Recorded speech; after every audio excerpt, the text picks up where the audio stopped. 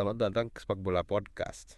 Iya, betul. Bawa pertandingan yang luar biasa, ya teman-teman. Betul, betul luar biasa. Kalian pasti sudah dengar ya kabar gembiranya. Pastinya dong. Timnas Indonesia berhasil mengalahkan Myanmar Iya, di kandang Myanmar lagi. di Stadion Tuan Nav tanggal 9 Desember 2024. Wah, wah, wah. Skornya 1-0 untuk Indonesia. Mengejutkan sekali ya. Ya, mengejutkan sekali. Banyak yang memprediksi Myanmar akan menang mudah. Apalagi mereka bermain kandang sendiri dengan skuad terbaiknya. Betul sekali. Sementara Indonesia membawa tim yang lebih muda. Iya, tim 2022. Para pemain muda Garuda ini berhasil mengungkam para supporter Myanmar yang sangat yakin tim mereka akan menang. Iya, saya jadi ingat sebelum pertandingan banyak segi supporter Myanmar yang mengingatkan tim mereka melalui media sosial. Oh ya, mengingatkan apa? Mereka mengingatkan agar jangan meremehkan Indonesia. Wah, ternyata benar ya. Benar sekali Indonesia tidak bisa dianggap remeh. Walaupun tim muda semangat dong, mereka strategi dari Coach Shin Tae-yong semua itu berhasil membuat Myanmar kalah di kandang sendiri. Iya, bayangkan betapa kecewanya para supporter Myanmar. Iya, pasti kecewa sekali. Bahkan ada yang sampai bilang kalau lawannya timnas Arab bisa kalah 5-0 saking kecewanya. Wah, separah itu ya. Ya, mereka merasa malu karena kalah dari tim yang mereka anggap tim U20. Tadakan U22. Betul sekali U20 tua. Tapi ya begitulah sepak bola selalu ada kejutan. Betul sekali penuh dengan drama. Nah, ngomong soal pertandingan tadi, gol tunggal Indonesia itu dicetak oleh siapa ya? Nah, ini dia yang menarik. Menarik kenapa? Ada perdebatan tentang siapa yang mencetak gol tersebut. Wah, masa sih?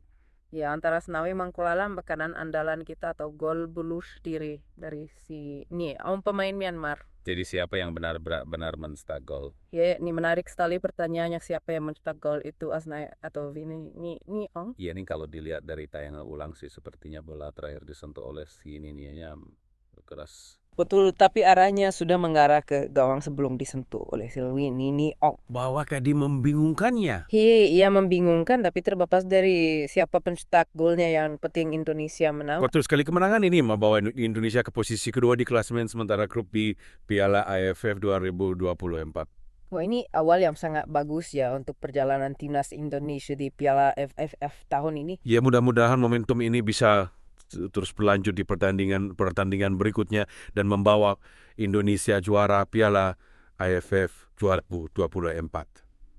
Nah, kira-kira nih masih bisakah Indonesia melanjutkan momentum ini dengan tim muda yang mereka miliki? Atau justru tim muda ini akan menjadi batu sandungan bagi Indonesia di pertandingan selanjutnya. Oh iya ya, pertanyaan yang menarik nih. Ini menarik sekali pertanyaannya, apakah tim muda ini akan menjadi kekuatan Indonesia atau justru sebaliknya? Nah itu dia, tapi kalau kita lihat dari pertandingan melawan Myanmar, semangat juang mereka, kerja keras mereka, dan taktik dari Coach Shin Tae-yong sangat luar biasa ya.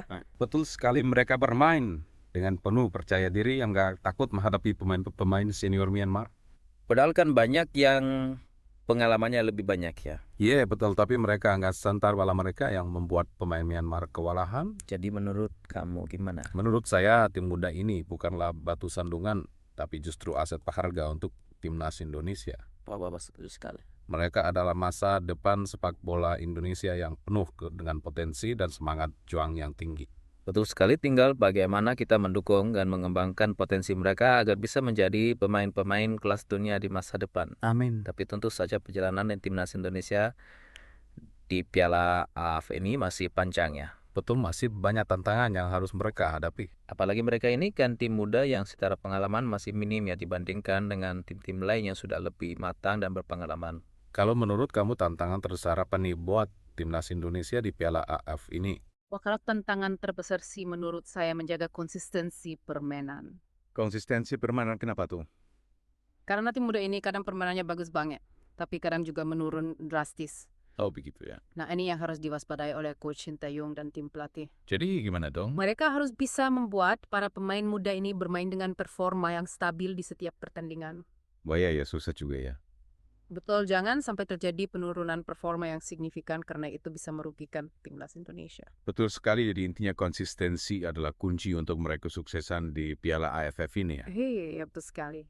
Tapi selain konsistensi mungkin ada faktor lain yang bisa jadi tantangan buat timnas Indonesia. Ya mungkin ya faktor non teknis misalnya tekanan mental. Tekanan mental. Ya karena kan mereka ini bermain di turnamen yang bergengsi, tentu saja ada tekanan yang besar dari supporter media dan publik sepak bola Indonesia. Wah ya, bisa jadi. Nah tekanan ini kalau dikelola dengan baik bisa menjadi bumerang bagi para pemain muda. Bumerang gimana tuh? Mereka bisa grogi, demam panggung, dan akhirnya permainannya menjadi tidak maksimal. Oh, seram ya. Ya. Jadi selain mempersiapkan aspek teknis coach Shin Tae-yong dan tim pelatih juga harus mempersiapkan mental para pemain muda Supaya apa? agar mereka siap menghadapi tekanan yang ada di Piala AFF. Iya, betul sekali, mental itu penting banget ya. Iya, betul, mental itu faktor yang sering dilupakan padahal sangat berpengaruh terhadap performa seorang atlet, apalagi atlet muda yang masih labil. Ya benar banget tuh. Nah, kamu soal mental, kamu punya tips nggak nih buat para pemain muda agar mentalnya tetap kuat selama Piala AFF ini? Wah, kebetulan sekali saya punya beberapa tips nih yang mungkin bisa bermanfaat buat mereka. Wah, boleh saya mau pikir nih. Oke, tips yang pertama ada berpikir positif. Positif ya, selalu tanamkan dalam pikiran bahwa kamu bisa melakukan yang terbaik, jangan Meragukan kemampuan diri sendiri. Oke, lanjut. Tips yang kedua, fokus pada proses, bukan hasil. Fokus pada proses. Ya, jangan terlalu memikirkan menang atau kalah, tapi nikmati setiap pertandingan dan berusaha untuk memberikan yang terbaik. Oh iya, bagus tuh tipsnya. Lanjut apa lagi? Tips yang ketiga, jangan takut melakukan kesalahan. Kenapa tuh? Karena dari kesalahan kita bisa belajar dan berkembang, jadi jangan terlalu dibebani oleh rasa takut salah. Oh ya, benar banget tuh. Lanjut. Tips yang keempat, percaya pada tim dan pelatih. Percaya pada tim dan pelatih. Jangan egois dan ingin menonjolkan diri sendiri, tapi bermainlah sebagai satu kesatuan untuk meraih tujuan bersama. Mantap. Dan tips yang terakhir adalah berdoa. Ya, mintalah petunjuk dan kekuatan dari Tuhan agar kamu bisa melakukan yang terbaik di lapangan. Wah ya, penting banget tuh berdoa. Ya, gimana cukup bermanfaat kan tips-tipsnya. Mudah-mudahan bisa membantu para pemain muda timnas Indonesia untuk meraih prestasi di Piala AFF ini. Amin. Oke, kita lanjut ke topik selanjutnya nih. Kita bahas tentang gol Asnawi tadi. Yang masih jadi perdebatan itu ya, sebenarnya siapa sih yang berhak atas gol itu, Asnawi atau si Ni Ong? Ya, perdebatan seru nih. Nah, Kalau menurut pandangan kamu sebagai expert gimana? wah, kalau expert sih bilangnya gini.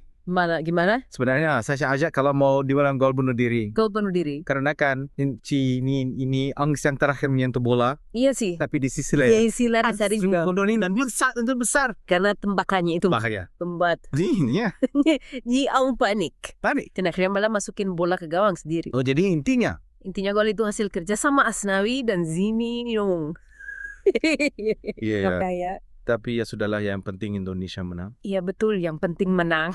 Dan semoga kemenangan ini menjadi modal yang bagus untuk pertandingan selanjutnya.